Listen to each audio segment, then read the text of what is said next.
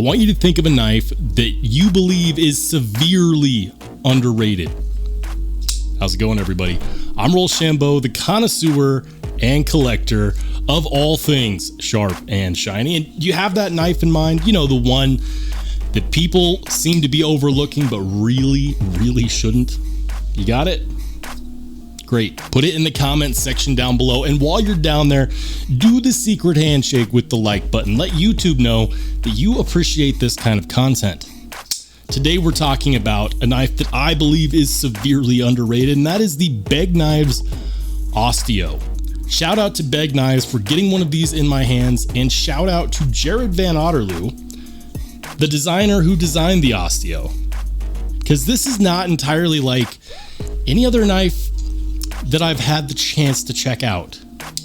And if you didn't know, this Astio is a more attainable, more affordable version of a knife that costs thousands of dollars. The custom Astio is thousands of dollars, and you have a chance to get one for 120 bucks. And yet it still gets overlooked. And if you hang on long enough, I'll go over why. Because I believe that plenty of people are missing out. Let's talk about it. This is the JVO Begg Knives Astio. Let's check it out.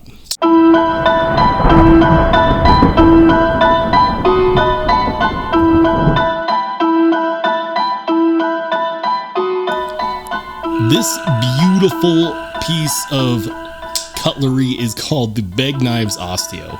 That's A-S-T-I-O, and it's Latin for the grudge.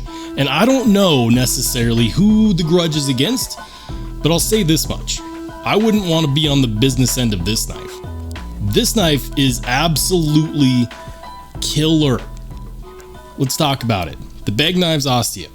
We'll start off with some basic specs and materials, starting with the handle scales. The handle scales are steel and G10. We get a clip that's a ball bearing clip. That is actually something that Begg Knives came up with originally.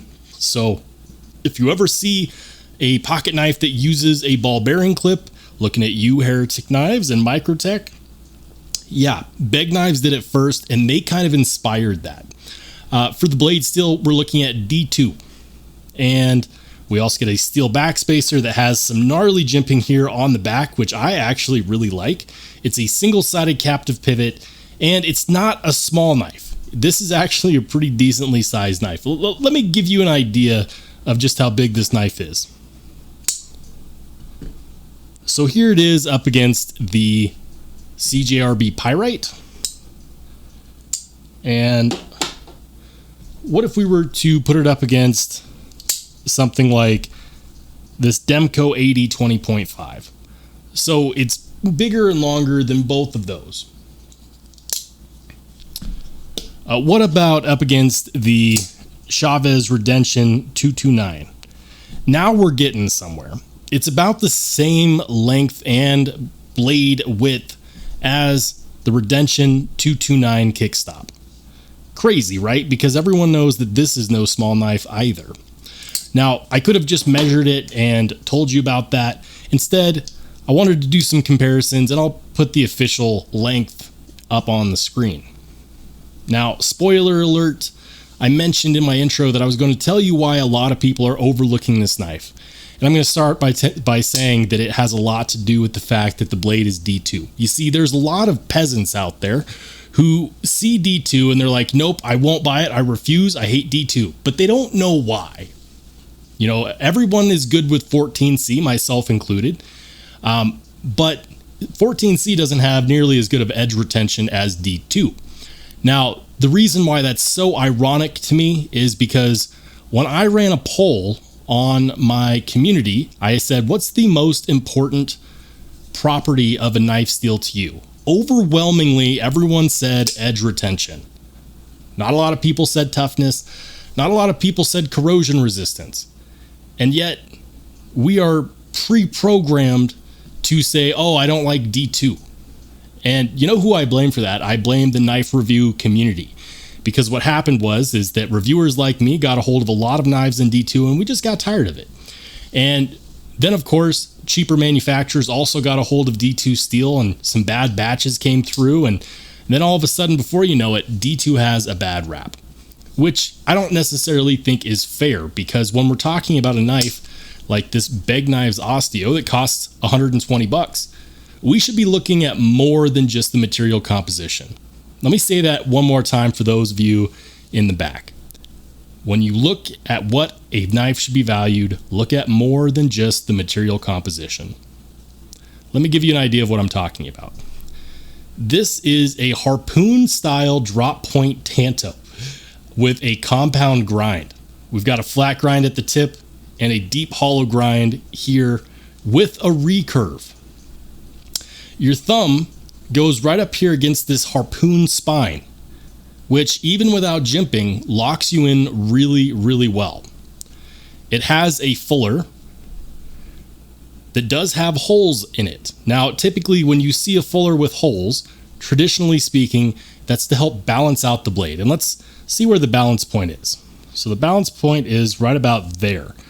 Right there where that jimping is, yeah, the jimping on the lock bar, that's where the balance is, right where your index finger goes. That's fantastic. Furthermore, let's take a look at that sharpening choil. The sharpening choil gives you plenty of life to sharpen this blade. That's perfect. The recurve is designed to keep the blade in a cut without slipping out. That's also fantastic. And with this compound grind with the flat grind on the tip, that means that it gets to stay thicker farther towards the tip. And so for stabbing or jabbing, you're much less likely to break off the tip, right? So excellent design language there. Now let's take a look at these handle scales. So these handle scales are beautifully contoured, and they do have this silhouette of where you might be able to imagine inlays would be on a custom knife. That's beautiful. That's gorgeous. It's just enough to remind you that, hey, if you got a couple $1,000, you can get a uber premium custom version of this. Or could you? I don't know a lot of people who are actually willing to part with their custom Astio. And I know that if I had one, I probably wouldn't want to part with it either.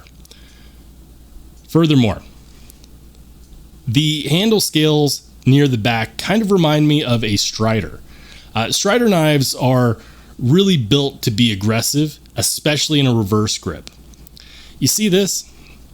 While we don't have jimping here on the blade, we do have it here on the handle scales. And right here at the back is where your thumb would rest in a reverse grip.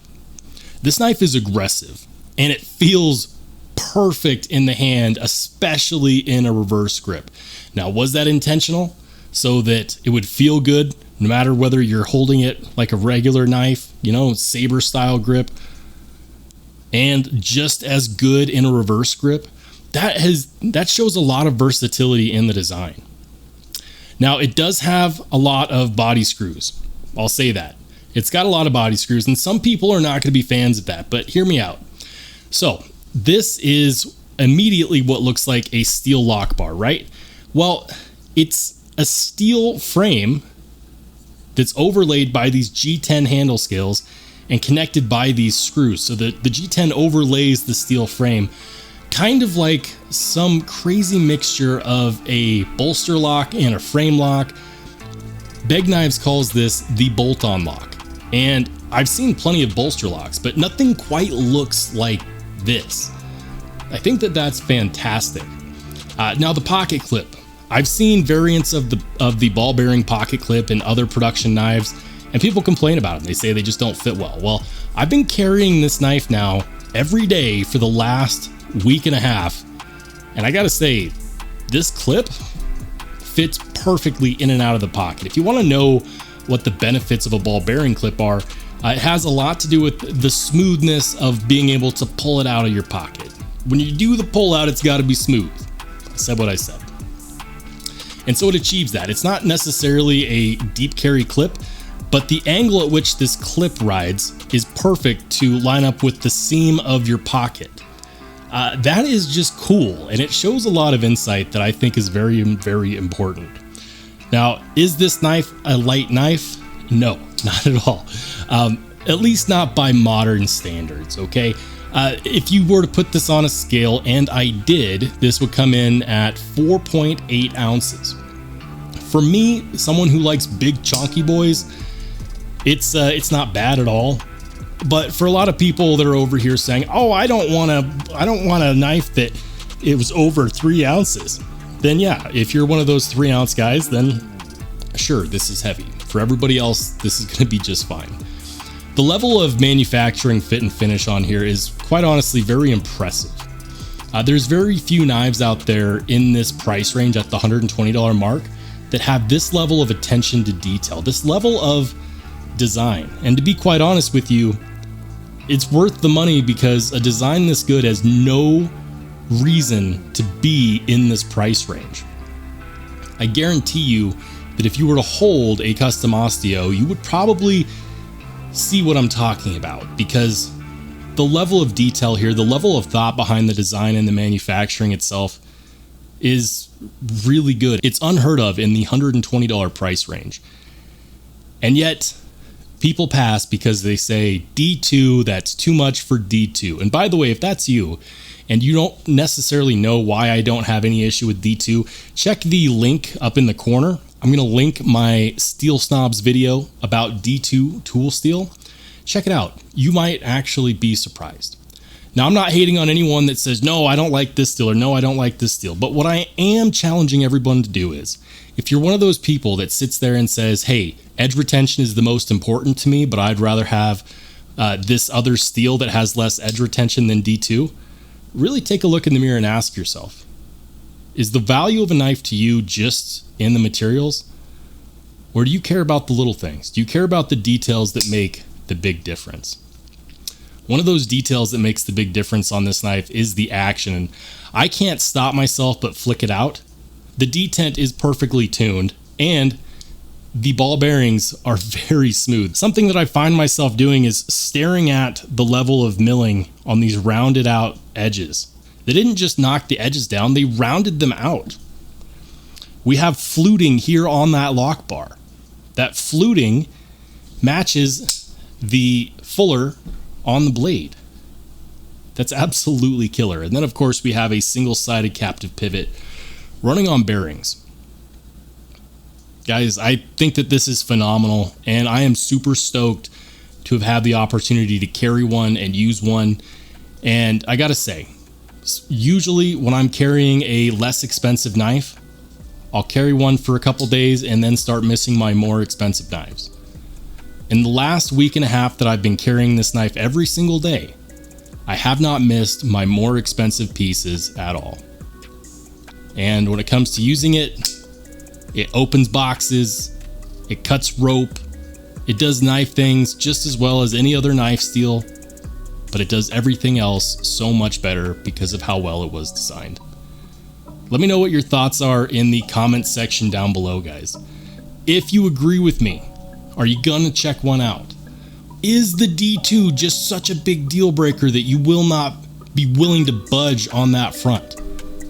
Or are you reconsidering giving it another chance? I'll go ahead and link to this knife in the comment section down below as well as in the description. Yes, they are affiliate links. Use them if you want. If you do, it definitely helps me out. If not, that's cool too. You make up your own mind. But I'm really curious to see what people say, because this knife is starting to get some attention from other channels, and people are starting to reform their opinions. By the time you do, will it still be available?